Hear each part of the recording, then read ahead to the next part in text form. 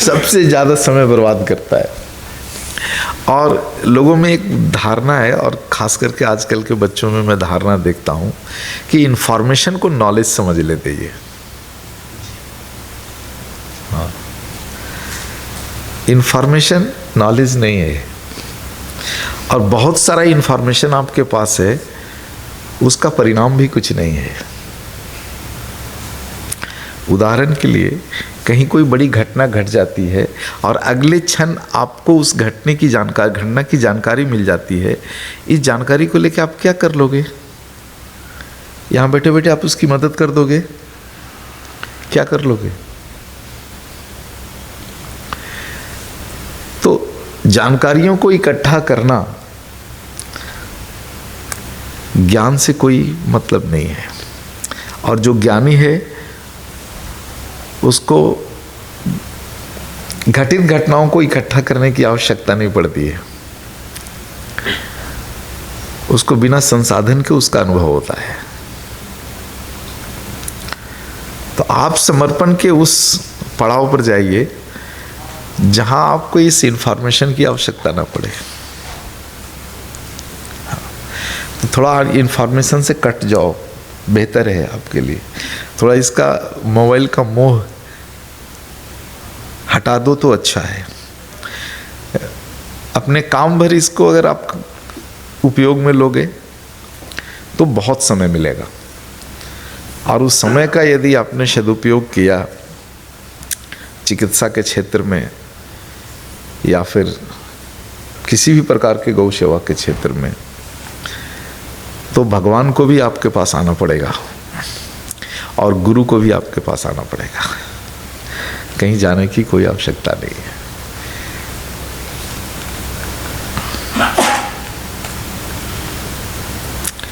जो समय निकल गया, हमारा सांस तो निर्धारित है ना तो एक सांस जुड़ सकता है, और किसी भी संकट से कोई एक सांस घट नहीं सकता। जब कोई शुक्र भ्रूण के रूप में परिवर्तित होता है, उसी समय उसका श्वास का गणित फिक्स हो जाता है कि ये बच्चा इतना श्वास तक जिएगा। प्रकृति को छोड़कर और किसी की ताकत नहीं है कि उसके श्वास को कोई काट ले या उसके श्वास में एक श्वास जोड़ ले। तो जो समय हम बर्बाद कर रहे हैं, अपनी श्वास को बर्बाद कर रहे हैं। तो श्वास को समझिए, हमें एक निर्धारित श्वास तक ही जीना है, और उस निर्धारित श्वास में जितना हमने काम कर लिया वही कुछ आगे जाने वाला है। क्योंकि जो कार्य का परिणाम है वो तरंग है, और तरंगे ही केवल जा सकती है, शरीर तो जाने वाला नहीं है। तो थोड़ा इससे ऊपर उठ जाओ, गवसिद्ध हो तो इस बात को तो समझते हो। देखो, और सृष्टि की श्रेष्ठ ऊर्जा आपके पास है। एप्लीकेशन नहीं सीखा, हाँ, एप्लीकेशन नहीं सीखा है केवल, तो एप्लीकेशन सीखो इसमें। चलाना सीखो। हाथ में शस्त्र होने से आप युद्ध जीत लेंगे क्या? है? कितना बड़ा भी अस्त्र आपके हाथ में हो, और यदि चलाना नहीं आता है तो आप युद्ध नहीं जीत सकते हो। लेकिन छोटा ही अस्त्र है आपके पास, और उस अस्त्र को चलाने में महारत है, तो युद्ध जीत सकते हैं आप मान लो कि चिकित्सा का छोटा ही ज्ञान आपके पास है, हालांकि छोटा नहीं है, सृष्टि का श्रेष्ठ ज्ञान है आपके पास। लेकिन एक मिनट के लिए मान लो कि चिकित्सा का छोटा ही अनुभव है हमारे पास, लेकिन चलाने में महारत है, तो जीत सकते हैं, भारत को निरोगी कर सकते हैं। और दुनिया का कितना भी मैकेनिज्म और सिस्टम को आप लेकर तो आ गए, लेकिन उसको चलाना नहीं जानते हो, कुछ नहीं कर सकते। तो जो ये एक भटकाव है, कि हम ये भी सीख लेंगे, वो भी सीख लेंगे, वो भी सीख लेंगे, वो भी सीख लेंगे। सब सीख लो, चलाना कुछ भी नहीं आता है, क्या कर लोगे? इसलिए प्रकृति ने जितना गाय का विज्ञान आपको दे दिया है, हालांकि ये अमोघ ज्ञान है, अमोघ, इसके ऊपर कुछ नहीं है। हाँ, 1 मिनट के लिए मैं इसको छोटा भी मान लूं ना, तो इसमें महारत ही आ गई, सब कुछ हो सकता है। महर्षि वाग्भट जी का जो रसोई घर है, 48 औषधियों का संग्रह, ये अपने आप में संपूर्ण है। अगर ये 48 औषधियों का एप्लीकेशन ही आपने सीख लिया तो इसके आगे किसी चीज़ की आवश्यकता नहीं पड़ती। लेकिन जब हम अधूरा ज्ञान लेते हैं ना, तो लगता है कि ये भी कर लें, ये भी कर लें, ये भी कर लें। तो थोड़ा इससे निकलो बाहर, इस सोच से बाहर निकलो। हाँ, और जम के बैठ जाओ एक स्थान पर। एक स्थान पर कहने का मतलब एक ज्ञान पर,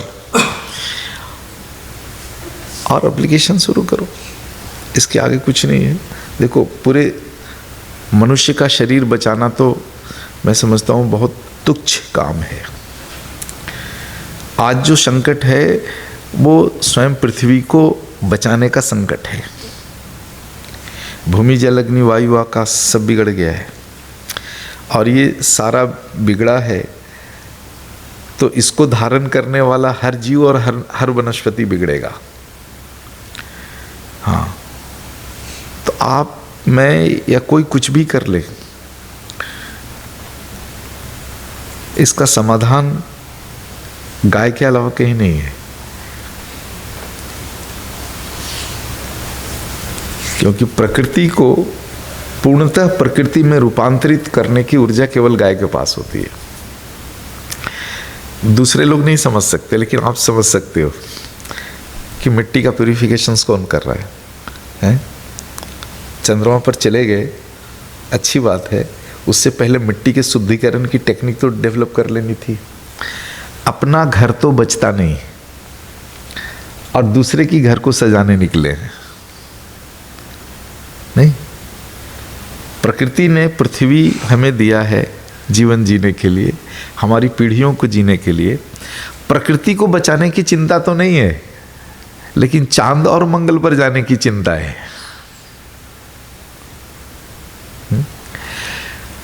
पता नहीं हम सशरीर चंद्रमा पर कभी जा सकेंगे,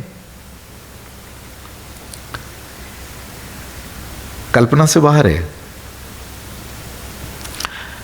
लेकिन चांद की प्लॉटिंग करके बेच दी गई और मूर्खों ने खरीद भी लिया।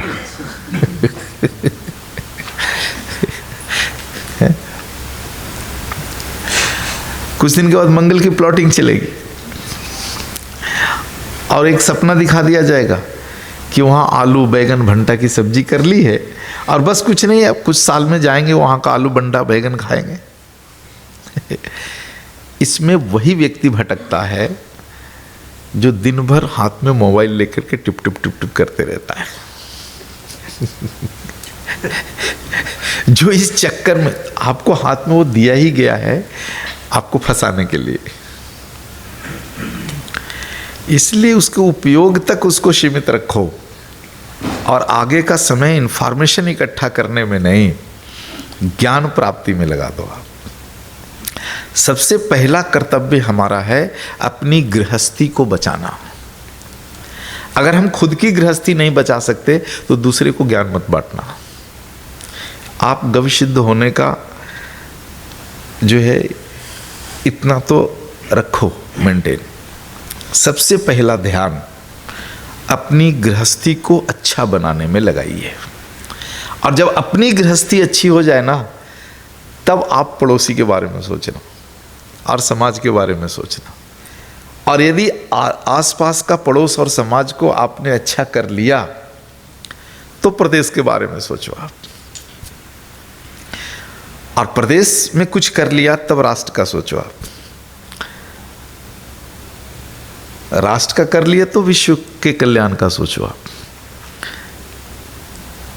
लेकिन जो देख रहा हूं, जो कड़वी बात जो है कि लगभग ज़्यादातर गवसिद्धों का होता है कि उनकी बात उनके घर में ही नहीं मानी जाती, लेकिन पड़ोसी को ज्ञान जरूर बखारते हैं। तुम ये कर लो, तुम ये कर लो, तुम ये सुधार कर लो। देखो, खुद को सुधार लेने से पड़ोसी खुद सुधर जाता है। यह ध्यान रखो।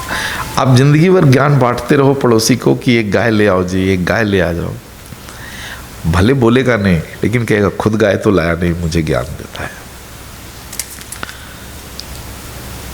हाँ, एलोपैथी की दवाइयाँ छूटती नहीं इसलिए कि छुड़ाने वाला व्यक्ति खुद नहीं छोड़ता।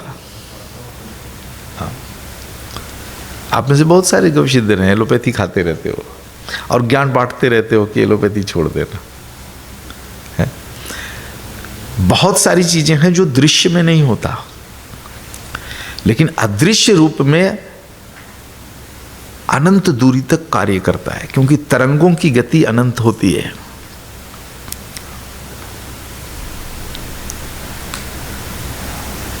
एक विचार यदि समर्पण के साथ दिया जाए तो उस विचार के पहुंचने की कोई सीमा निर्धारित नहीं की जा सकती है। इसलिए देखो, गुरु कहीं बैठा है,